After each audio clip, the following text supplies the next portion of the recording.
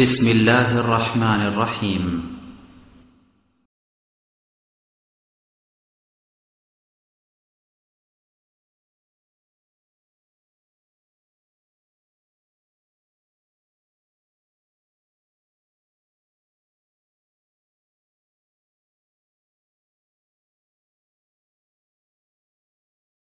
الحمد لله نحمده ونستعينه ونستغفره ونؤمن به ونتوكل عليه ونعوذ بالله من شرور أنفسنا ومن سيئات أعمالنا من يهده الله فلا مضل له ومن يضلل فلا هادي له وأشهد أن لا إله إلا الله وحده لا شريك له وأشهد أن محمدًا عبده ورسوله أما بعد فإن خير الحديث كتاب الله وخير الهدي هدي محمد صلى الله عليه وسلم وشر الأمور محدثاتها وكل محدثة بدعة وكل بدعة ضلالة وكل ضلالة في النار أما بعد فأعوذ بالله من الشيطان الرجيم بسم الله الرحمن الرحيم قاف والقرآن المجيد بل عجبوا أن جاءهم منذر منهم فقال الكافرون هذا شيء عجيب أإذا متنا وكنا ترابا ذلك رجع بعيد قد علمنا ما تنقص الأرض منهم وعندنا كتاب حفيظ قرآن ও সহিহ হাদিসের কাছে আত্মসমর্পণকারী আল আমিন জামে মসজিদ, যা ঢাকার কেন্দ্রস্থলে মোহাম্মদপুরে অবস্থিত, সেই মুসল্লিয়ানদের সামনে আজকে আমি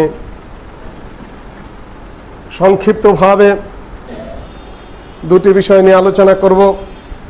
একটি হলো শাবান মাস চলছে সেই প্রসঙ্গে, আরেকটি হলো সারা দেশে আলোড়ন সৃষ্টিকারী একটি ফতোয়া, অসুস্থের সালাত।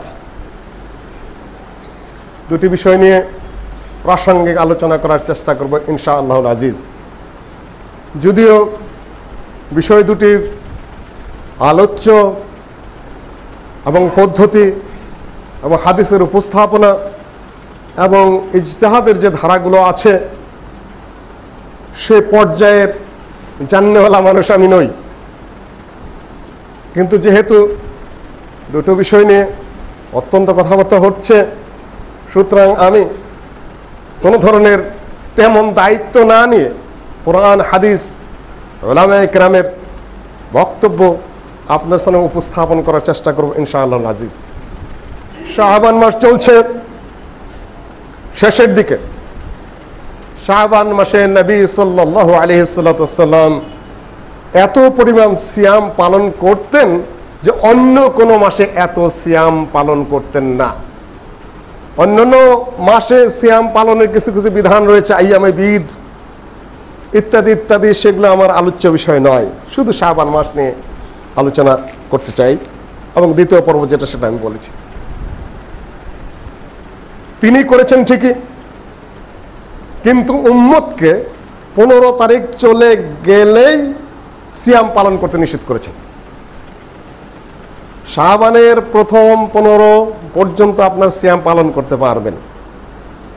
ধারাবাহিকভাবে করুন বা গ্যাপ দিয়ে করুন, বা যতটুকু সুন্নত হাদিসে বিশেষ ফজিলত এসেছে সেভাবে করুন, বিবরণ আমি দিচ্ছি না, করতে পারেন। কিন্তু যখনই 15 তারিখ এক্সিট করে গেল, তারপরে নবী সাল্লাল্লাহু আলাইহি ওয়াসাল্লাম নাহা, নিষেধ করেছেন। নবী সাল্লাল্লাহু আলাইহি ওয়াসাল্লাম বলেছেন, লা ইয়াতাকাদ্দামান্না আহাদুকুম, তোমাদের কেউ যেন রমাদানকে এগিয়ে নিয়ে না আসে বিসাওমি ইয়াউমিন আও ইয়াউমাইন, একটি সিয়াম পালন করে বা দুটি সিয়াম পালন করে। বিষয়টা সহিহ বুখারীতে এই হাদিসটি। শেষের দিকে এই জন্য সিয়াম পালন করতে নিষেধ করেছেন যে বিপদের মধ্যে পড়ে যান কিনা, সীমা লঙ্ঘনের মধ্যে চলে যান কিনা। সিয়াম শাবান মাস শেষের দিকে চলে গেল, আপনি সিয়াম পালন করতেই থাকলেন, শেষে যে চিন্তা করলেন যে চাঁদ উঠে কি না উঠে, আজকে আমি অনুমান করে সিয়াম পালন করি, কালকে যদি চাঁদ উঠে যায় আমার ফরজ সিয়াম হয়ে যাবে, আর না যদি উঠে তাহলে নফল হিসাবে গণ্য হবে। এটা হলো সন্দেহের সিয়াম। লা ইয়াতাকাদ্দামান্না আহাদুকুম, নুনে তাকিদ, কখনো যেন নয়, কোনো অবস্থাতেই যেন নয়, তোমরা যেন কোনো অবস্থাতেই না করো রমাদানের সিয়ামকে নিজের থেকে একদিন এগিয়ে নিয়ে আসবে বা দুদিন এগিয়ে নিয়ে আসবে, এমন কাজ যেন তোমাদের দ্বারা না হয়।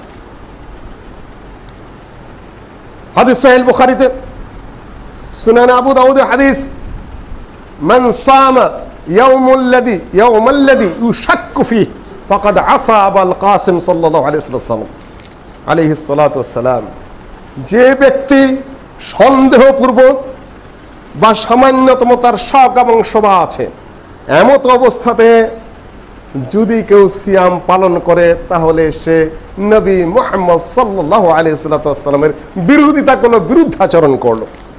কাজেই শাবানের শেষের দিকে সিয়াম পালন করতে যাবেন নিষেধ করেছেন নবী সাল্লাল্লাহু আলাইহি ওয়াসাল্লাম। কিন্তু বলেছেন যদি কেউ অভ্যস্ত থাকে, কারো নজর মেনেছে শাবানের শেষের দিকে করবে, সেটা পুরা করতে হবে। কেউ হয়তো বা তার জন্য গত বছরের সিয়াম বাকি আছে, সে পালন করতে পারবে, অভ্যাস রয়েছে তার আগের থেকে, নতুন কিছু সন্দেহমূলকভাবে করছে না, অভ্যাস আছে, সেও করতে পারবে। এটা সহিহ বুখারীর হাদিস দ্বারা প্রমাণিত হচ্ছে। কিন্তু সন্দেহপূর্বকভাবে, অনুমান ভিত্তিকভাবে রমাদানের আগ মুহূর্তে দুই একদিন আগের থেকে সিয়াম পালন করা বৈধ নয়। আমি চাঁদ দেখে নাই আজকে আলোচনা করব না। যে সকল ভাইয়েরা গত বছর 1435 হিজরিতে 2014 সালে সৌদি আরবের ক্যালেন্ডার অনুযায়ী চাঁদ ওঠার কথা ছিল 28শে জুন শনিবার, ক্যালেন্ডারে লেখা ছিল 28শে জুন শনিবার চাঁদ উঠবে। কিন্তু এই ক্যালেন্ডার অনুযায়ী আমাদের দেশের বিভিন্ন জায়গায় মাদারীপুর, মুন্সিগঞ্জ এবং চাঁদপুরের কিছু কিছু লোক সিয়াম পালন করে দিয়েছে। কিন্তু সৌদি আরবে 29 তারিখে চাঁদ ওঠেনি, চাঁদ উঠেছে 30 তারিখে। অতি উৎসাহী হয়ে সৌদি আরবের ক্যালেন্ডার জমিনাতে গিয়ে সৌদি আরব উঠছে একদিন আগে, গত বছর তারা সিয়াম পালন করেছেন।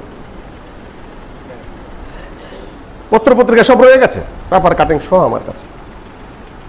আল্লাহ নবীর সুন্নতির প্রতি যুক্তি, তর্ক, বুদ্ধি, মহা ক্যালেন্ডার, মহাকাশ বহুত ঘাটছেন, কিন্তু নবী সাল্লাল্লাহু আলাইহি ওয়াসাল্লামের সুন্নতির প্রতি শ্রদ্ধাবোধ, সতর্কতা। আমি শ্রদ্ধাবোধ শব্দটা কারো ব্যক্তির জন্য ব্যবহার করা আমার শব্দটা ঠিক হচ্ছে না আপাতত, এগুলো তো আপনাদের বুঝতে হবে।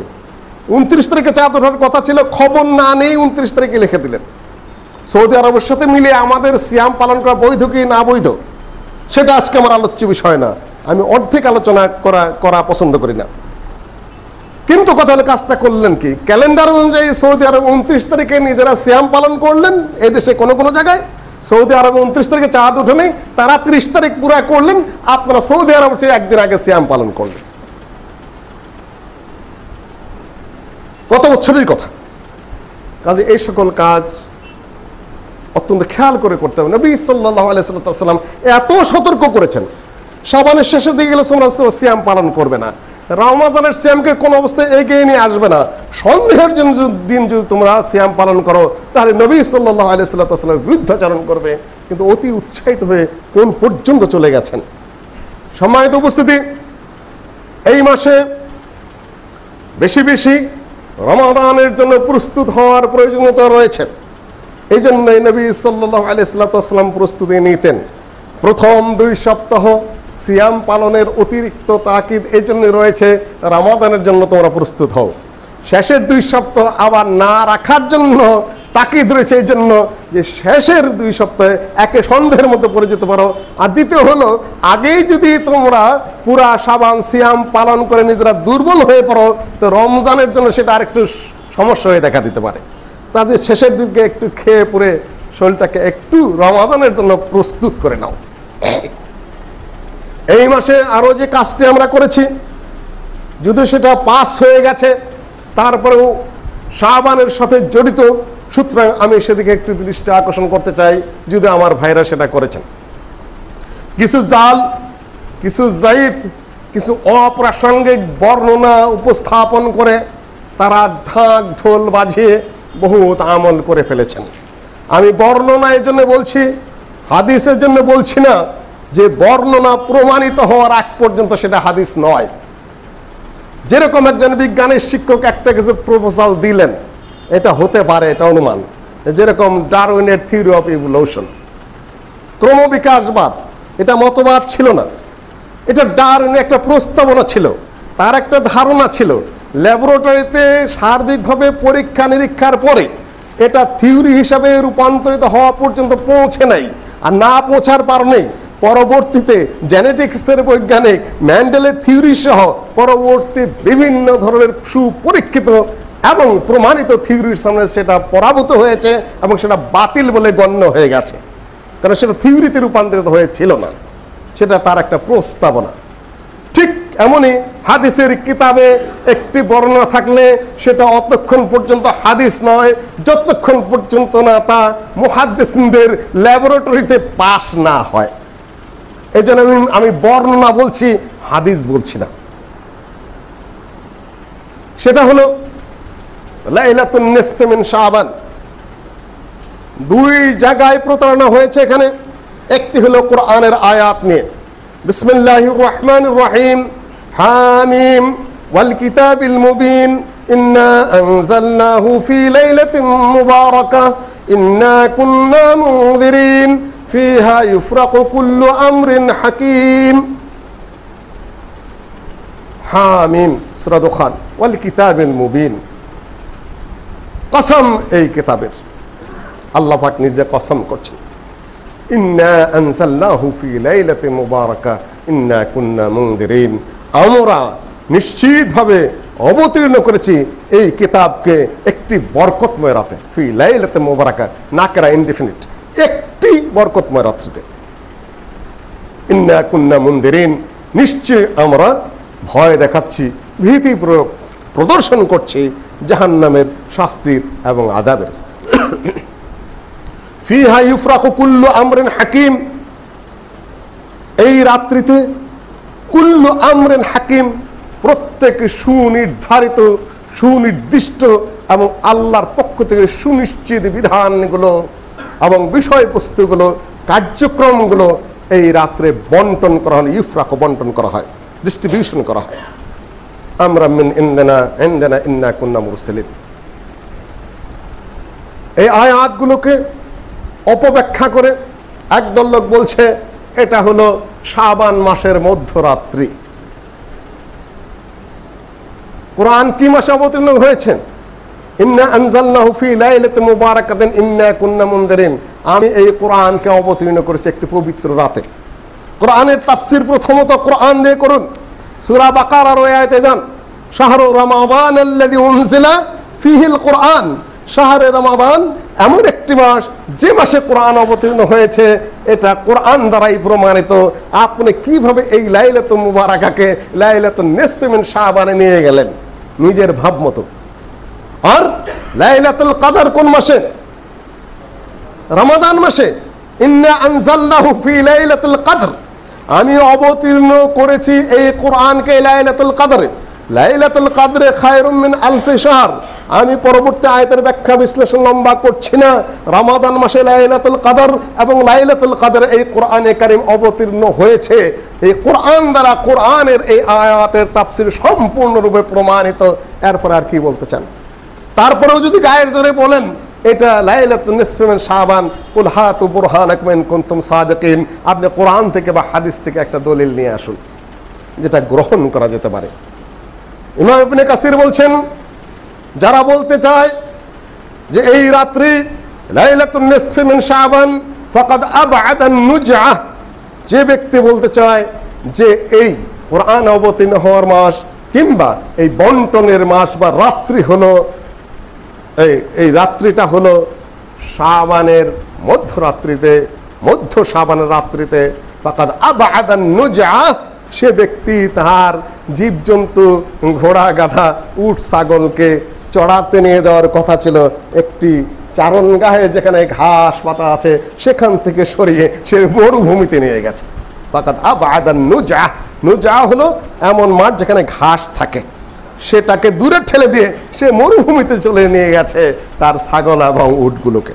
ফাকাদ আবআদান নুজআহ, এটা ইবনে কাসিরের ইবারত। ইমাম কুরতুবী বলেছেন এটা ভুল ব্যাখ্যা করেছে হানাফি মাযহাবের ইমাম আলুসি, তিনি রুহুল মাআনিতে বলেছেন ফাহুয়া কাউলুন শাযুন গারিব। এই জাতীয় কথাবার্তা অত্যন্ত অত্যন্ত অজানা এবং খুবই বিক্ষিপ্ত, খুবই বাজে কথা, দূরবর্তী কথাবার্তা এগুলা এই আয়াত দ্বারা প্রমাণিত করা। হানাফি মাযহাবের বিখ্যাত আলেম তিনি হলেন মোল্লা আলী কারি, যিনি মিশকাতুল মাসাবির ব্যাখ্যা করেছেন, বিখ্যাত ব্যাখ্যা 5 খণ্ডে। তিনি বলেছেন বল জাহিরুল কোরআন, জাহিরুল কোরআনে বল সারিহু, কোরআনের স্পষ্ট কথা, পরিষ্কার পরিচ্ছন্ন কথা, প্রকাশ্য কথা হলো এই রাত্রি হলো রমাদানের রাত্রি, লাইলাতুল কদরের রাত্রি। যারা এই ধরনের অপব্যাখ্যা করে পড়ে নিয়ে আসতে চায় তাদের কথা বাতিল, তাদের কথা গ্রহণযোগ্য নয়। হানাফি মাযহাবের আলেমগণ যারা মোটামুটি কোরআন হাদিস নিয়ে ঘেটেছেন, সহিহ পথে থাকার চেষ্টা করেছেন, তারাও বলেন নাই যে লাইলাতুন নিসফি মিন শাবান এই রাত্রি হলো এই কোরআন অবতীর্ণ হওয়ার মাস কিংবা এই রাত্রে ভাগ্য বন্টন হয়। এখন কতগুলা বিবরণ নিয়ে আসবেন। তিরমিজি এবং ইবনে মাজাহ, সুনানে তিরমিজি এবং জামে তিরমিজি, তিরমিজি এবং সুনানে ইবনে মাজাহ দুইটির মধ্যে একটি বর্ণনা রয়েছে। সেটি হলো নবী সাল্লাল্লাহু আলাইহি সাল্লামের স্ত্রী আয়েশা রাদিয়াল্লাহু তাআলা আনহা বলছেন যে সেদিন নবী সাল্লাল্লাহু আলাইহি সাল্লামের আমার ঘরে থাকার কথা ছিল, তিনি ছিলেনও। হঠাৎ করে ফাকাত্তু, আমি নবী সাল্লাল্লাহু আলাইহি সাল্লামের কে রাত্রের এক সময় তাকে বিছানায় পাচ্ছিলাম না। তখন আমি কি করলাম, চলে গেলাম বাকিতে। জান্নাতুল বাকি বলা কিন্তু জায়েজ নয়, কোন আলেম ওলামা জান্নাতুল বাকি বলেন নাই। ওটার নাম ছিল বাকিউল গারকাত। গারকাত হলো এক জাতীয় বৃক্ষ, সেই বৃক্ষগুলো ওখানে জন্মাতো, এই জন্য ওটার নাম হলো বাকিউল গারকাত। পরে ওটার নাম শুধু বাকি হয়েছে, গারকাত ছুটে গিয়ে এখন এনারা এটাকে বানাইছে জান্নাতুল বাকি। কোথার থেকে এই জান্নাত উপাধি আপনার দিলেন তা আমি জানি না। কোন গোরস্থানের নাম যেটা জান্নাত বানিয়ে দেন, কোন গোরস্থানের নাম যদি হিংসা থাকে, বিদ্বেষ থাকে, তাহলে জাহান্নাম বানিয়ে দিতে পারেন, সেটা আপনাদের ব্যাপার। জান্নাতুল বাকি, জাহান্নাম হলো ওখানে জাহান্নাম ব্যবহার করা যাবে না, যে সাহাবী তাবেঈদের কবর সেখানে রয়েছে। তো জান্নাত শব্দটি বলেছেন, রাউদা বানিয়ে এনেছেন আল্লাহ নবীর কবরকে। আল্লাহ নবী বলেছেন মা বাইনা বাইতি ওয়া মিম্বারি রাউদাতুম মিন রিয়াদিল জান্নাহ, আমার ঘর এবং আমার মেম্বার যেখানে আমি খুতবা দেই, এই দুই জায়গার মাঝখানের জায়গাটা হলো রাউদাতুম মিন রিয়াদিল জান্নাহ। ওনারা কবরকে রওদা বানিয়ে নিয়েছেন। কোথাকার কথা কোথায়, এখানেও ঠিক তাই ঘটেছে। রমজানের লাইলাতুল কদর রাতটাকে ওনারা ডিঙ্গায় নিয়ে এসে শাবান মাসে লাগিয়ে দিয়েছেন। সব জায়গাতেই একটু ভেজাল, সব জায়গাতেই ফরমালিন, ইবাদতের মধ্যে আমলের মধ্যেও প্রিজার্ভেশন কিংবা ট্রান্সফার একটার থেকে আরেকটার মধ্যে ছুটে গেছে। সেদিন দেখলাম তেলের কথা আসছে, মাছের কথা, ফলের কথা, কোন জায়গায় ভেজাল নাই? হুজুরেরাও বহু জায়গায় ভেজাল করেছেন, সেই ভেজাল আরো মারাত্মক। খেয়ে না হয় একটু ক্যান্সার ট্যান্সার দুনিয়া অসুস্থ হবে, কিন্তু আপনারা ইবাদতের মধ্যে, আকীদার মধ্যে যে সকল নিজেদের থেকে ভেজাল ঢুকেছেন, এটা তো জান্নাত জাহান্নামের ফয়সালা, এটা তো গুনাহ সওয়াবের বিষয়, এটার মধ্যে আরো মারাত্মক কাজ করে ফেলেছেন। আয়েশা রাদিয়াল্লাহু তাআলা আনহা বলছেন নবী সাল্লাল্লাহু আলাইহি সাল্লামকে বিছানায় পেলাম না, তখন আমি রওনা হলাম, বাকিতে চলে গেলাম। চলে যাওয়ার পরে দেখছি নবী সাল্লাল্লাহু আলাইহি সাল্লাম সেখানে রয়েছেন। আমাকে দেখে বলছেন হে আয়েশা আতাখাফিনা আইয়াহিফাল্লাহু আলাইকা ওয়া রাসূলু, তুমি কি মনে করছো যে আল্লাহ পাক এবং তার রাসূল তোমার উপর জুলুম করবেন? আয়েশা রাদিয়াল্লাহু তাআলা আনহা বলে, এটা আমি কেন বলবো, আমি ভয় করছিলাম। আতাইতা বা'দা নিসাইক, আজকে তো আমার কাছে থাকার কথা ছিলেনও আপনি, আবার কোন সতীনের ঘরে চলেন গেলেন কিনা। মহিলারা সবাইকে সহ্য করতে পারে, কিন্তু সতীন ছাড়া। উনি যদি বলতেন আজকে তোমার ঘরে আছে, আমি মসজিদ নববীতে বসে সারা রাত ইবাদত করবো, করেন। কবরস্থান যাবেন, যান, কোনো আপত্তি নেই। কিন্তু যদি বলে সতীনের ঘরে, তাহলে ঝগড়া ওইখানেই লাগবে। লেগেছে, আল্লাহ নবীর সাথে সতীনদের স্ত্রীদের হয়েছে। এটা মানবিক ব্যাপার, এটা তবেই ব্যাপার, এটা ন্যাচারাল, এটা হবেই না এমন কোনো কথা নেই। ওটা ওটা হবেই, হয় স্বাভাবিক, না হওয়াটা অস্বাভাবিক। যেহেতু মানবিক গুণাবলী নিয়ে তারা জন্মগ্রহণ করছেন, সংসারিক সময় তো উপস্থিতি। নবী সাল্লাল্লাহু আলাইহি সাল্লাম তখন বললেন, শোনো, আজকের রাত শাবানের মধ্যরাত, অর্থাৎ 15 তারিখের রাত্রি কিংবা 14 তারিখের রাত্রি, আগামীকাল 15 তারিখ হবে। আজকের রাত্রে আল্লাহ ওয়াহদাহু লা শারীকা লাহু নেমে আসেন দুনিয়ার আসমানে, তারপরে তিনি মাফ করে দেন লি আকসারে আদাদিম মিন শারে গানামে কালব কবিলার এই বংশের যত ছাগল আছে, এই ছাগলের গায়ে যত লোম আছে, তার চেয়ে বেশি মানুষকে আল্লাহ পাক এই রাত্রে মাফ করে দেন। এটা হলো তিরমিজির বর্ণনা। ইবনে মাজার বর্ণনা হলো সুনানে ইবনে মাজায় বর্ণনা একই, একটু সামান্য বেশি আছে, সেগুলো অর্থ না করলেও চলে। তবে যেটুকু সমস্যা সেটি হলো যে আমি গিয়ে দেখলাম রাফিআন রা'সাহু ইলা সামা, নবী সাল্লাল্লাহু আলাইহি সাল্লাম আকাশের দিকে মাথা উঁচু করে আছেন। এইটুকু তিরমিজির রওয়ায়াতে নাই, এইটুকু ইবনে মাজার রওয়ায়াতে বেশি রয়েছে। মোল্লা আলী কারি মশকাতে সরা করতে গিয়ে বলছেন, আয়েশা রাদিয়াল্লাহু তাআলা আনহা বলছেন, অন্য একটা রওয়ায়াতে এনেছেন, রেফারেন্স দেননি, যে আমি তখন সাদাত্তু আলাইয়া সিয়াবি, আমার কাপড় চোপড় শক্ত করে বেঁধে নিলাম। আমার ঘরে থাকার কথা, আমার স্বামী গেলেন কই। এটা কিন্তু নবুয়তের বিষয় না, এটা হলো স্বামী স্ত্রীর বিষয়। এইটুকু, আমার স্বামী আমার ঘর ছেড়ে আমাকে না জেনে গেলেন কই। কাপড় চোপড় ভালো করে বেঁধে নিলাম, সতীনদের সাথে যে ঝগড়া লেগেই যায়। তারপরে চলে গেলাম গোরস্থানে, বাকিতে গিয়ে দেখি ওহুয়া সাজেদ, তিনি সিজদারত অবস্থায় আছেন। তার মানে শিরকের মধ্যে লিপ্ত আছেন তিনি। আপনারা বুঝতে একটু দেরি হলো, আমি মনে করছি আগেই সাড়া দিবেন। কবরস্থলে গিয়ে তিনি ওহুয়া সাজেদ, সিজদারত আছেন, তার মানে কবরে সিজদা করা জায়েজ। নবী সাল্লাল্লাহু আলাইহি সাল্লাম কবরে সিজদা করতেছেন। নাউযুবিল্লাহ মিন যালিক। তিনটা বর্ণনা, তিরমিজির বর্ণনায় তিনি স্বাভাবিক আছেন, ইবনে মাজার বর্ণনা হলো তিনি আকাশের দিকে মাথা তুলে আছেন, আর মোল্লা আলী কারি রেফারেন্সরা যেটা উল্লেখ করেছেন মিশকাতের সরায়, সেটা হলো যে তিনি ওহুয়া সাজেদ, তিনি সিজদারত অবস্থা আছেন। আয়েশা রাদিয়াল্লাহু তাআলা আনহা যদি মনে করেন যে আপনি কোনো সতীনের ঘরে আছেন কিনা, বাকি কবরস্থানে কোনো সতীনের ঘর ছিল? সতীনদের ঘরে যাবে দরজা টোকাবেন উনি। উনি বলতেছেন আমি ভয় করছি কোনো সতীনের ঘরে গেছেন কিনা আপনি। সতীনের ঘর তোর কবরস্থানে না, টোকা দিবেন সতীনের ঘরে। তার যে কয়জন স্ত্রী তখন বেঁচে ছিলেন, তিনি মৃত্যুর সময় আল্লাহ নবী 9 জন রেখে গিয়েছিলেন। ওই সময় কয়জন ছিলেন বলতে পারবো না, হাদিসের এই বর্ণনা সন্তারিক জানা নেই। সুতরাং তিনি কবরস্থানে চলে গেছেন। এখানে মিলতেছে না, গড় মিল হচ্ছে। আসল কথা যেটা, সেটা হলো বলতেছেন আপনারা রাত্রে বিরাট পাগড়ি টাগড়ি মাথায় দিয়ে এসে, ভালো সুন্নত কথা, লম্বা দাঁড়িয়ে আছে সেটাও সুন্নত, আতর সেটাও সুন্নতের মধ্যেই পড়ে। টিভিতে এসে এসে যে বলছেন যে তিরমিজি বর্ণনা করেছে, ইবনে মাজাহ বর্ণনা করেছে, তিরমিজি বর্ণনা করলেই, ইবনে মাজাহ বর্ণনা করলেই রওয়ায়াত শুদ্ধ। ইমাম তিরমিজি নিজেই বলছেন, সাআলতু মুহাম্মদ বিন ইসমাঈল, যেহেতু বর্ণনার মধ্যে বেড়া ঘাপলা দেখা যাচ্ছে, কোথাও দেখা যাচ্ছে তিনি দাঁড়িয়ে আছেন, কোথাও দেখা যাচ্ছে তিনি মাথা উঁচু করে আছেন, আরেক বর্ণনা সোজা শিরক কবরে সিজদা দিয়ে আছেন। তারপরে তিনি নবী সাল্লাল্লাহু আলাইহি সাল্লামকে খুঁজতে যাবেন সতীনের ঘরে, উনি কবরস্থানে যাবেন কেন সতীনের ঘর খুঁজতে? এত সমস্যা চিন্তা করে আমি ইমাম বুখারীকে জিজ্ঞাসা করলাম। বহু জায়গায় ইমাম তিরমিজি যখনই খটকায় পড়েছেন তখনই বলছেন সাআলতু মুহাম্মদ বিন ইসমাইল, আমি ইমাম বুখারীকে জিজ্ঞাসা করেছি এটার হুকুমটা কি হবে। কত বড় ওস্তাদ মানতেন ইমাম বুখারীকে, ইমাম তিরমিজি এবং ইমাম মুসলিম, সকল তার পরবর্তী এবং তার সমকক্ষ যত হাদিসের ইমাম, ইমাম বুখারীকে কত বড় সম্মান করতেন সেটা আবার নিজেরা উল্লেখও করেছেন। ইমাম মুসলিমও জিজ্ঞাসা করেছেন এই রিওয়ায়াতের কি হবে, সেটাও ইতিহাস। কাজে শুধু সম্মান করতেন এতটুকুই না, লিখেও গেছেন যে আমরা ইমাম বুখারীকে কতটা সম্মান করতাম। তখন ইমাম বুখারী বললেন ইউদাইফু হাদাল হাদিস, ইমাম বুখারী বললেন এই বর্ণনা অত্যন্ত দুর্বল। কেন?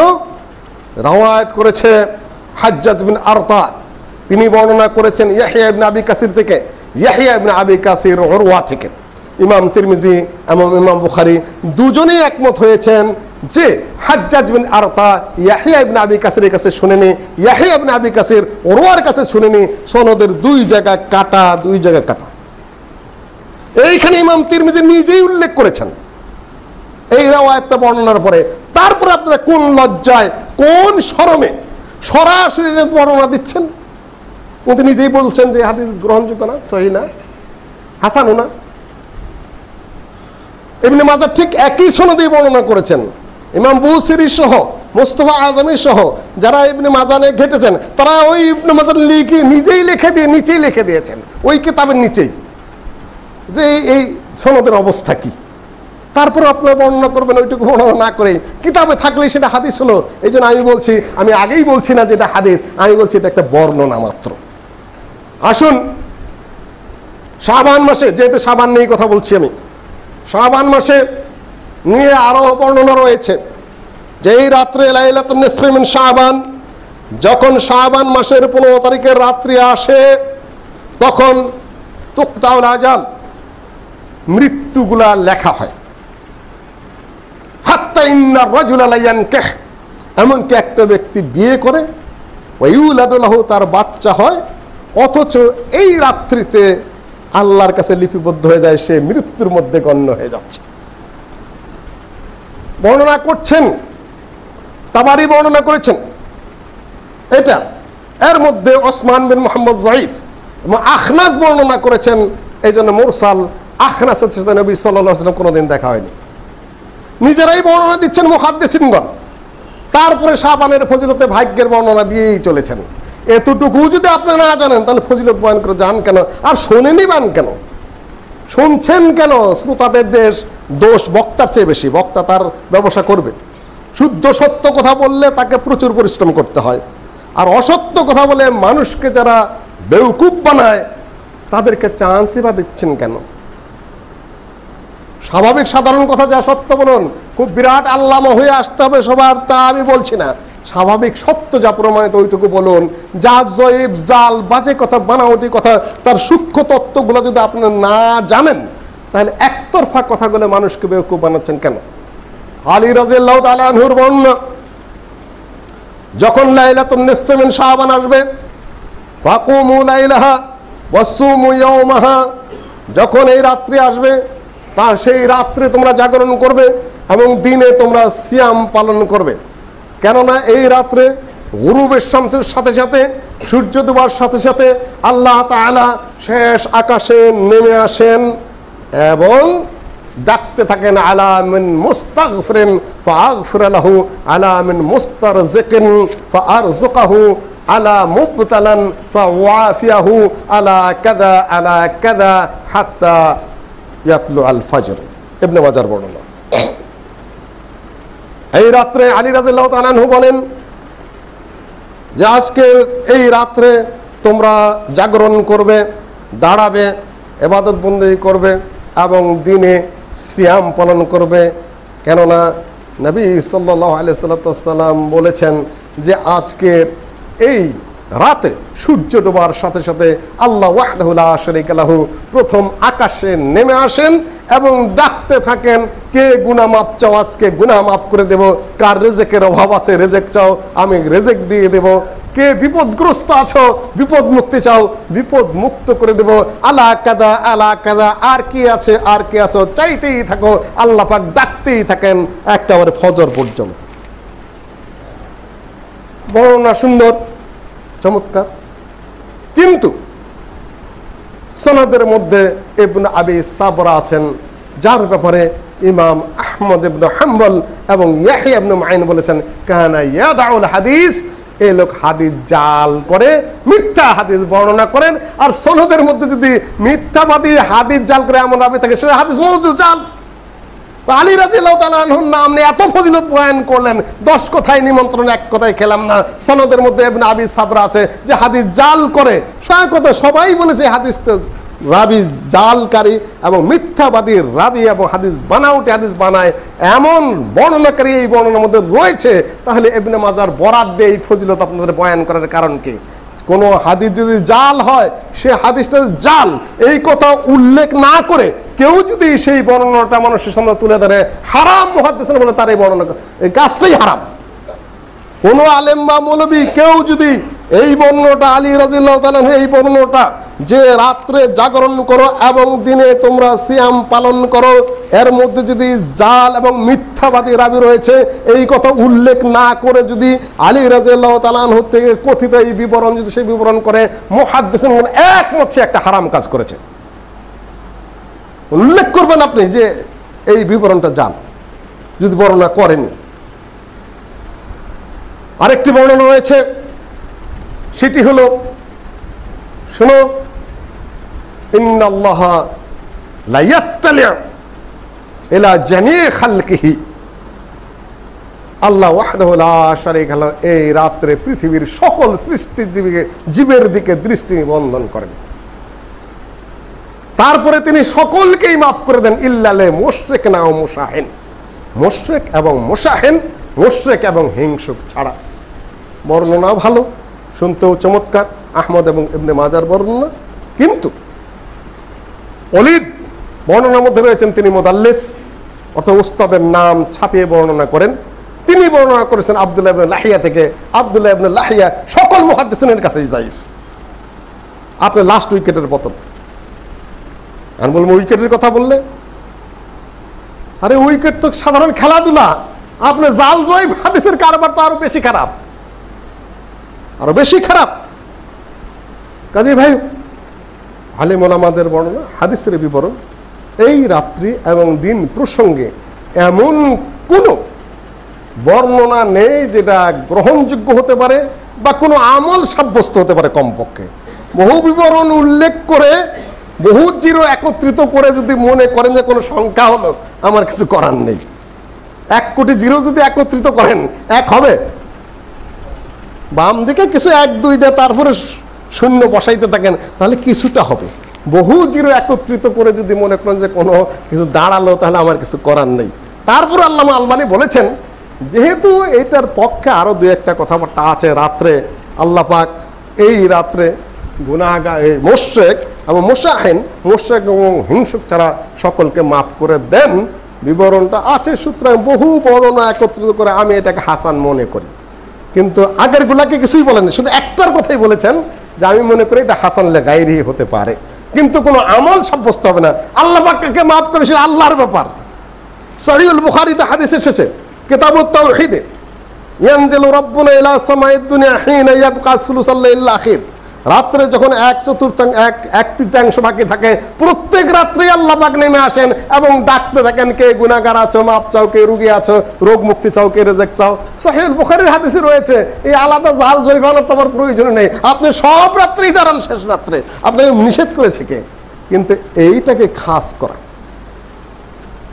প্রতারণা। এই জন্য বলছি, যেরকম ধরেন 2 জন মেয়র নতুন হয়েছেন, কিছু সংখ্যক চাটুকার হাটের মধ্যে বর্ণনা করে দিল মোহাম্মদপুর বাজারে, আজকে অমুক জায়গায় রাত্রে মেয়র সাহেবরা আপনাদেরকে বহুত কিছু দিবেন, টাকা দিবেন, পয়সা দিবেন, চাল দিবেন, ডাল দিবেন। সারা রাত বসে থাকলেন, মেয়র সাহেব খবর হলে এরা বসে আছে কেন? বললেন যে কেন? আপনি না বলেছেন আজকে রাত্রে টাকা পয়সা দিবেন? বললো কে? অমুক হাটে ঢোল দেওয়া হয়েছে। এই প্রসঙ্গে তো আমি কিছুই জানি না। আপনারা হুজুরা বহু ঢোল দিলেন আল্লাহর নামে, রসুলের নামে, এই রাত্রে বহু কিছু হয়, কিন্তু আল্লাহ তো বলেন আমি তো বলিনি, রাসূল বলছেন আমি বলিনি। তোমরা সারাটা রাত সময় নষ্ট করেছো। সেই রঞ্জু বুড়ার মতো, আমার দাদার যুগের কথা, ও না খেয়ে থাকতো, কাজকর্ম কিছুই করতো না, খালি কোন বাড়িতে 2-3 পরে পরে দাওয়াত হবে, অনাহুত দাওয়াত খাওয়ার জন্য ঢুকতো। বর্ষাকাল, বহু দূরে শকুন উঠতে দেখা পাট ক্ষেতের আল যত আছে পানি ভেঙে কয়েক মাইল দূরে যায় দেখে যে মাঠের মধ্যে একটা গরু মরে আছে। ফিরে এসে আমার দাদাকে মোল্লা সজ্ঞ একই ক্ষুধা, মরার উপর খাড়ার ঘা খেয়ে আসলাম, এই দূর পথ হেঁটে আসলাম, যাওয়ার পরে দেখি দাওয়াত তো কিছুই না, গরু মরে আছে। সারা রাত ভেবে ইবাদত করালেন আপনারা, আর এরা পাবে কি? সারা রাত ইবাদত দৈনিক কি করুন, আপনার কোনো বাধা নেই, কিন্তু রাত নির্ধারণ যেটা করেছেন এটা শুরু হলো কখন? 448 হিজরিতে মোল্লা আলী কারি হানাফি বলেছেন, উল্লেখ করেছেন মেশকাতের সরার মধ্যে। আমি হানাফি এই জন্যই বলছি, হানাফি মযহাবে এগুলো নেই, মূলত পরবর্তীতে বানানো হয়েছে, এই জন্য দৃষ্টি আকর্ষণ করছি ভালোভাবে। 448 হিজরিতে বাইতুল মুকাদ্দাসে ফিলিস্তিনের উৎপত্তি হলো। হেজাজ সহ সারা পৃথিবীর আলেমেরা তার বিরোধিতা করলো, এবং 800 হিজরির প্রথম দিকেই এই আমল ফিলিস্তিন থেকে উঠে গেছে। বহু চেষ্টা এবং বহু যুদ্ধ জেহাদের পরে সেই বেদাত ফিলিস্তিন থেকে উঠে গেছে, কিন্তু সেই বেদাতের মরা এখন বাংলাদেশ সহ উপমহাদেশে মরেছে, নতুন করে এই মরা গরু মরেছে। আর বিভ্রান্ত পথিকেরা এখানে দাওয়াতের আশায় মরা গরুর পিছনে পিছনে ঘুরছে। সারা রাত যখন খুশি আপনি করুন, সহিহ বুখারীর হাদিস আছে, আল্লাহ পাক নেমে আছেন। এই জাল জৈবের পিছনে ঘোরার কারণ কি আপনার? সম্মানিত ভাই ও বোনেরা, এই পর্যন্ত একটি দিক যোগ করে কারা? মুদ্দাজিলুল আলিলা, আকাবিরিন হাজরাতরা, তারপরে গাউসে রব্বানি কুতুবে সামদানি সাহেবরা, ওনারা এই যে তাওহীদের বৃক্ষ, আলাম তারা কাইফা দারাবাল্লাহু মাসালান কালিমাতান তাইয়্যিবাতান কাশাজারাতুন তাইয়্যিবা আসলুহা সাবিতুন ওয়া ফারহুহা ফিস সামা, তাওহীদের বৃক্ষ যেটা লা ইলাহা ইল্লাল্লাহর বৃক্ষরূপিত আছে, আপনার গাছটা ডালপালা নবী সাল্লাল্লাহু আলাইহি সাল্লামের সুন্নাত এবং আল্লাহর নির্দেশ অনুযায়ী ফলে ফুলে সুশোভিত হবে। সেই গাছের মধ্যে যদি সেই জান্নাতি বৃক্ষের ডালের মধ্যে যদি আকাবিরিন হযরতের মান্দার কাটা কলম লাগায় দেন, আর মুদ্দাজিলুল আলীদের ওই সকল মাক্কালের ডাল এনে যদি আপনি কলম লাগায় দেন, তাহলে ওই বৃক্ষের অবস্থা কি হবে আপনি তো ভালোই মনে করছেন। কাজে এই সকল আকাবিরিন হযরত নয়, মুদ্দাজিলুল আলী নয়, কুদ্দাসা সিররুহু নয়, কোরআন এবং সহিহ হাদিসে কি আছে আপনাকে সেই দিকেই দেখতে হবে। আকুলু কাওলি আস্তাগফিরুল্লাহ লাকুম আজমাইন।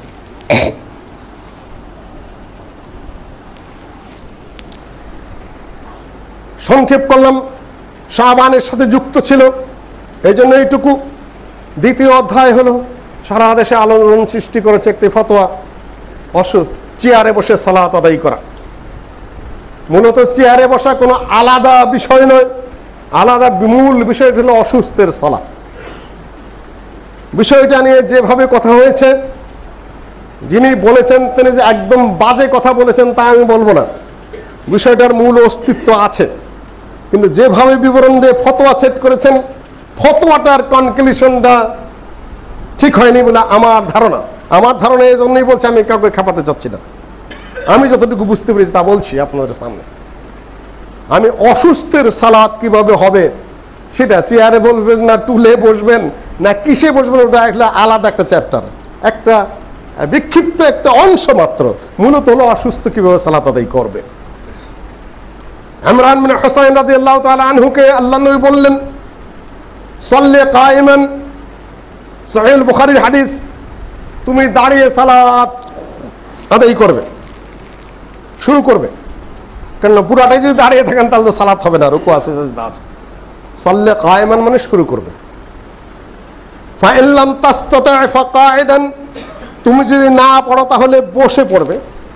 ফাইন লাম তাসতাতি ফাআলা জাম, যদি না পড়ো তাহলে কায়ত হয়ে। এই পর্যন্ত সহিহ বুখারীর হাদিস। আর নাসাইয়ের মধ্যে এইটুকু বেশি আছে, ফাইন লাম তাসতাতি, তুমি যদি কাত হয়েও সালাত আদায় করতে না পারো তাহলে চিত হয়ে পড়বে, চিত হয়ে সে। চারটা অবস্থা। সাল্লে কায়মান, দাঁড়িয়ে শুরু করবে। ফাইন লাম তাসতাতি ফাকাইদান, তাহলে কি করবে, বসে শুরু করবে। যদি না পারো তাহলে আলা জাম্ব, কায়ত হয়ে। এই পর্যন্ত সহিহ বুখারীর বর্ণনা। আর যদি তাও না পড়ো তাহলে চিত হয়ে শুয়ে পড়বে মুস্তালকিয়ান। এইটুকু হলো নাসাইতে বেশি রয়েছে, বর্ণনা সম্পূর্ণ শুদ্ধ।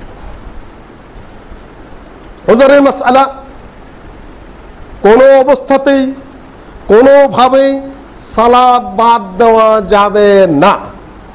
আপনি অসুস্থ যত ধরনের হন না কেন, আপনার কোনো অবস্থাতেই সালাত ত্যাগ করার কোনো অবকাশ নেই। এটা আপনাকে প্রথমত মনে রাখতে হবে, সালাত আদায় আপনাকে করতেই হবে। মসজিদে এসে করবেন কিনা, মসজিদে সালাত আদায় যদি করতে পারেন করবেন। সুস্থ অবস্থায় কেউ যদি মসজিদের সালাতের আওয়াজ শুনছে, আজান শুনছে, যদি আসতে না পারে, সে তো অত্যন্ত পাপী গুনাহগার মানুষ। কোনো বিবরণে দেখা যাচ্ছে তার সালাতই হচ্ছে না। আমি ওই দিকে যাব না, কেন ওটা আলাদা চ্যাপ্টার। সুস্থ অবস্থায় আপনি মসজিদে আসবেন না, এটা হতেই পারে না, বহু হাদিস দ্বারা সেটা প্রমাণিত। অসুস্থ অবস্থায় আপনি আসবেন কি না, ঘরে যদি সালাত আদায় করেন কিভাবে করবেন, মসজিদে আসলে কিভাবে করবেন। ঘরে যদি সালাত আদায় করেন তাহলে যেভাবে খুশি সেভাবে আপনি আদায় করবেন হাদিসটার অনুযায়ী। দাঁড়াবেন, সোজাভাবে যদি দাঁড়াতে পারেন দাঁড়াবেন, সোজা দাঁড়াতে পারছেন না লাঠি হাতে নিয়ে দাঁড়াবেন, লাঠি হাতে নিয়ে দাঁড়াতে না পারেন ওয়ালের সাথে ট্যাগ দিয়ে দাঁড়াবেন, ওয়ালেও যদি ট্যাগ দিয়ে দাঁড়াতে না পারেন, দুইজনে যদি ধরে দাঁড় করে রাখতে পারে আপনাকে, তাহলে আপনাকে দাঁড়িয়েই শুরু করতে হবে। এটা মনে রাখবেন, কেননা কুমু লিল্লাহি কানিতিন, দাঁড়িয়ে শুরু করতে হবে। সাল্লে কায়মান, ইমরান বিন হুসাইন অসুস্থ, তাকে বলছেন যে তুমি দাঁড়িয়ে শুরু করতে হবে তোমাকে। এটা মনে রাখতে হবে আপনাকে। আপনি দাঁড়াতে পারেন অথচ বসে শুরু করছেন, সালাতহু বাতিলা। সৌদি আরবের একেবারে ফতোয়া, বোর্ডের ফতোয়া, শেখ বিন বাজের ফতোয়া, এমনকি হানাফি মাযহাবের ফতোয়া, সালাতহু বাতিলা। আপনি দাঁড়িয়ে শুরু করতে হবে, যদি দাঁড়ানোর সামর্থ্য থাকে তারপরে আপনি বসবেন। শুরু আপনাকে দাঁড়িয়ে করতে হবে। দাঁড়ানোর যতক্ষণ সময় আছে দাঁড়াতে পারেন ওইটুকুই আপনাকে দাঁড়াতে হবে। দাঁড়ানো অবস্থায় দেখছেন দাঁড়িয়ে থাকতে পারছেন না, ওই সময় বসবেন।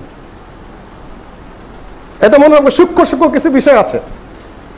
হেদায়া দেখুন, হেদায়ার সরা এনায়া দেখুন, এবং ফতুল কাদির দেখুন।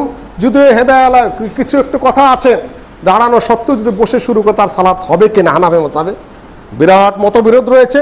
স্বল্প সংখ্যক বলেছেন হবে, কিন্তু এনায়া আলা যিনি রয়েছেন তিনি আল বাবরতি, যিনি হেদায়ার ব্যাখ্যা করেছেন, এবং কামাল ইবনুল হুমাম সহ সবাই বলেছেন দাঁড়ানোর সামর্থ্য থাকতে যদি কেউ বসে শুরু করে তাহলে তার সালাত ফাসেদ হয়ে যাবে। এটা হানাফি মাযহাবেও রয়েছে, দ্বিমত আছে, কিন্তু অধিকাংশের মত হলো সালাত বাতিল হয়ে যাবে। সৌদি আরবের মুফতিরা মিলে যে ফতোয়া দিয়েছেন সেটা হলো দাঁড়িয়েই শুরু করবেন। যদি দেখেন দাঁড়াতে পারছেন না, এমন অসুস্থ যে এদা আজাজা আলাল কিয়াম, প্রত্যেকেই বাক্যভাবে শুরু করেছেন সৌদি আরবের মুফতিরাও এবং হানাফি ফিকার কিতাব সহ যারা শুরু করেছেন।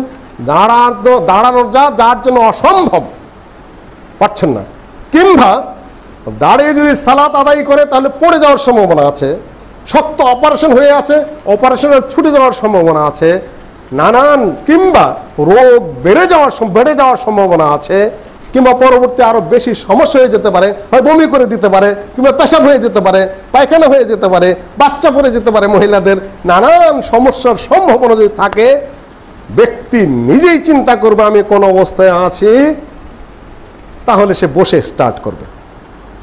কিন্তু যদি মনে করে যে আমি এক মুহূর্তে যেন দাঁড়াতে পারছি, ওই মুহূর্তটুকু বসে স্টার্ট করতে পারবে না, তাকে দাঁড়িয়ে শুরু করতে হবে, তারপরে সে বসবে। দাঁড়িয়ে শুরু করলাম, দাঁড়াতে আর দাঁড়িয়ে থাকতে পারছি না, আপনি তখন বসে পড়বেন। আর বসে শুরু করলেন, তারপরে আবার কথা আছে, আপনি বসে শুরু করলেন, এই মুহূর্তে আপনি সুস্থ বোধ করছেন, ইমাম লম্বা কিরাত করছেন, তাহলে বসা থেকে আপনার দাঁড়িয়ে যেতে হবে। এটা মনে রাখতে হবে আপনাকে। আপনি দাঁড়িয়ে শুরু করেছেন, অসুস্থতা বোধ করছেন, তারপরে আপনি বসে গেলেন, এর মধ্যে আপনি সুস্থতা বোধ করছেন, আপনাকে আবার দাঁড়িয়ে যেতে হবে। ভালো করে মনে রাখবেন বিষয়গুলো, এটা করতে হবে। দাঁড়িয়ে শুরু করলেন, রুকু আপনি ইশারা করে করবেন। তারপর যদি সিজদায় যেতে হয়, সিজদায় যেতে পারছেন না, তখন আপনি চেয়ারে বসলেন, চেয়ারে বসে চেয়ারে বসেন, টুলে বসেন, যেটাতেই বসেন, কিংবা যদি মাটিতে বসতে পারেন সবচেয়ে উত্তম হলো মাটিতে বসে যাওয়া। যদি না পারেন মাজার কারণে, ঘাড়ের কারণে, চোখের কারণে, বিভিন্ন কারণে আপনি চেয়ারে বা টুলে যেটার মধ্যে বসলেন, সিজদাটা আখফাদ মিনার রুকু, রুকু যে মাপে করবেন সিজদা তার চেয়ে বেশি ঝুঁকতে হবে মাথাটাকে, সিজদার চেয়ে রুকু বেশি ঝোঁকা হতে হবে। এই মৌলিক বিধানগুলো আপনাকে মনে রাখতে হবে। হাসপাতালে আছেন, ডাক্তার সাহেব বলছেন ও চেয়ারে পরে সালাত আদায় জায়েজ কি না জায়েজ, একেবারে টোটালি না জায়েজ ফতোয়া ঠিক হয়নি, ফতোয়ার বিবরণ রয়েছে। বসে আদায় করতে পারবেন।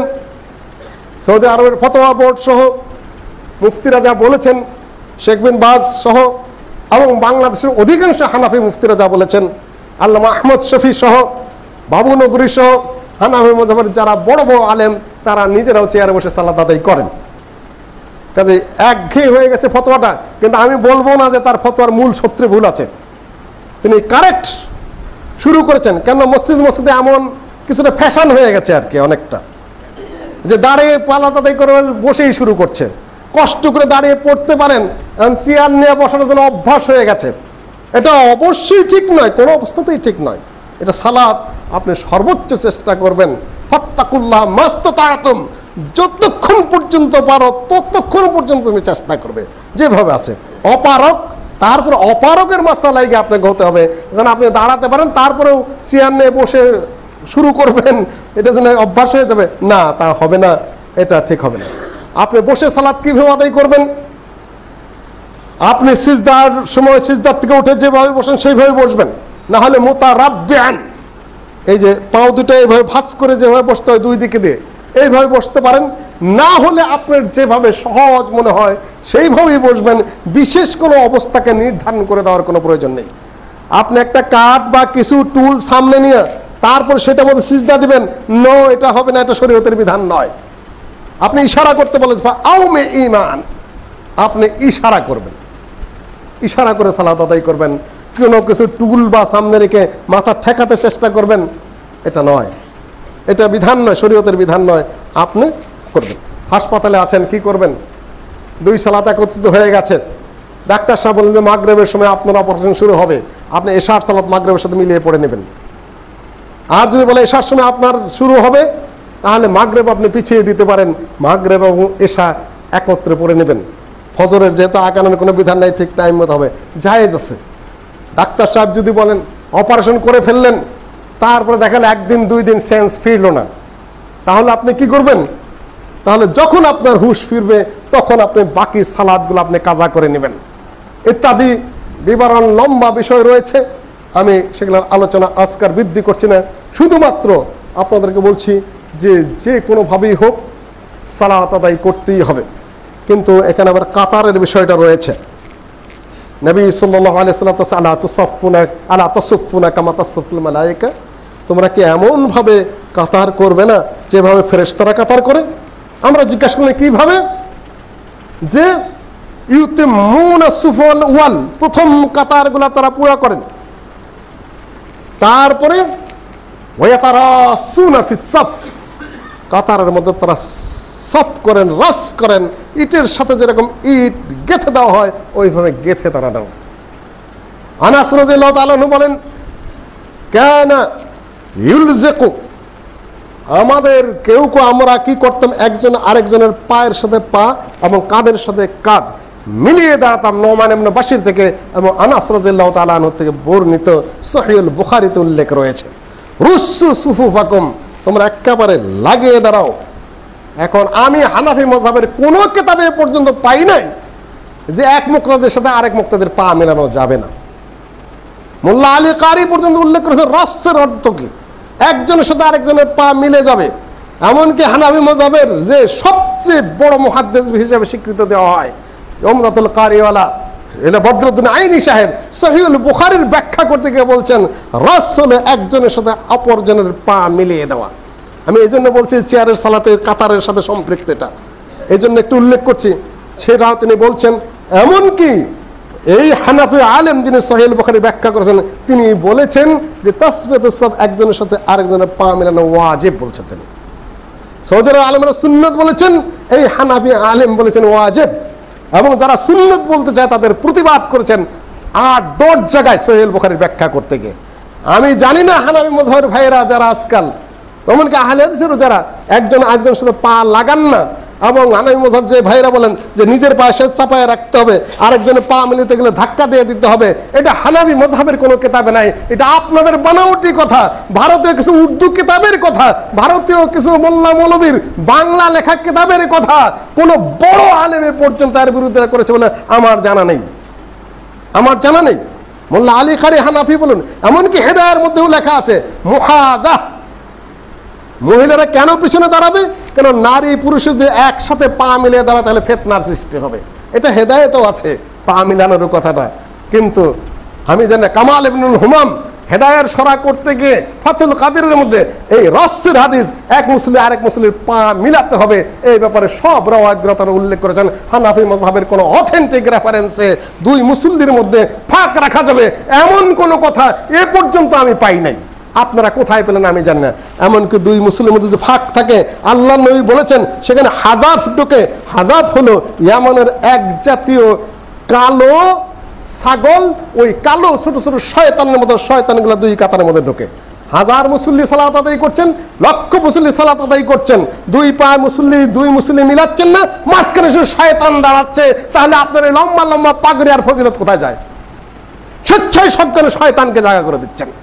হাদিস সুনান আবু দাউদে, হাদিস সহিহ, কোনো সন্দেহ নেই। কাজেই যারা আমরা চেয়ারে সালাত আদায় করব, তারা যখন দাঁড়াবো চেয়ারটা পিছিয়ে দেব, পাশের মুসল্লির সাথে পা মিলে ধরতে পারি। বসে যদি আড়াই করে পাটা দুই দিকে ছড়িয়ে দেব, পাশের মুসল্লির সাথে যেন তার পাটা লেগে যায়। এটা কারণ ইয়ামসাহ রাসূলুল্লাহ সাল্লাল্লাহু আলাইহি ওয়াসাল্লাম বাইনা কিবিনা, আল্লাহ নবী ইকামতের পরে তারপরে আমাদের দুই যে বাহুর সাথে বাহু মিলিয়ে দিতেন, পায়ের সাথে পা মিলিয়ে দিতেন। বিলাল রাদিয়াল্লাহু তাআলা নির্দেশ দিতেন, কাতার একটু নির্বিষ হলে তাদেরকে পিটাইতে বলতেন। এমনকি হানাফি আলেম আল্লামা বদরুদ্দিন আইনি বলেছেন, যদি সুন্নত হতো, সুন্নত ত্যাগের জন্য আল্লাহ নবী পিটাইতে বলতেন না, নিশ্চয়ই ওয়াজিব।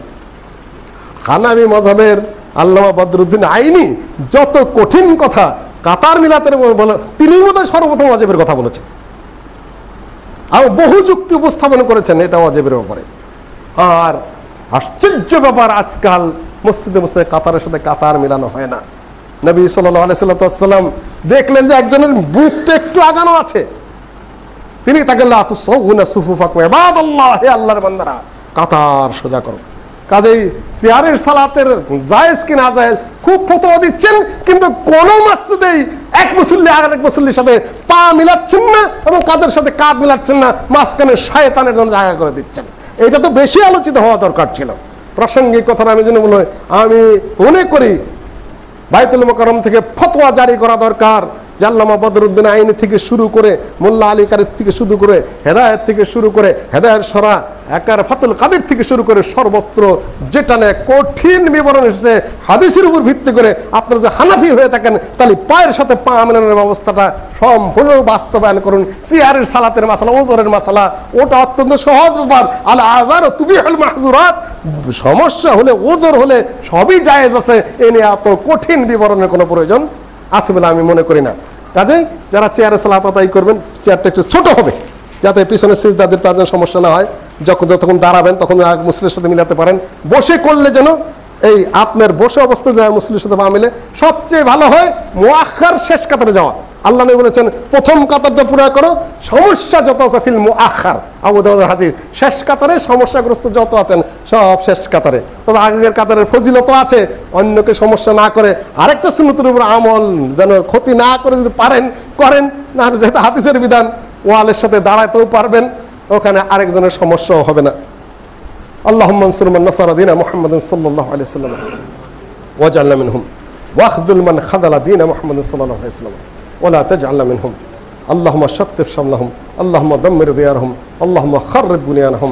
ইবাদাল্লাহ রাহিমাকুমুল্লাহ, ইন্নাল্লাহা ইয়া'মুরু বিল 'আদলি ওয়াল ইহসান ওয়া ইতা'i যিল কুরবা ওয়া ইয়ানহা 'আনিল ফাহশা'i ওয়াল মুনকারি ওয়াল বাগই ইয়া'iদুকুম লা'আল্লাকুম তাযাক্কারুন ওয়া লা যিকরুল্লাহি তাআলা আ'লা ওয়া আওলা ওয়া আ'azza ওয়া জাল্লা ওয়া আতাম্মু ওয়া আহম্মু আকবার।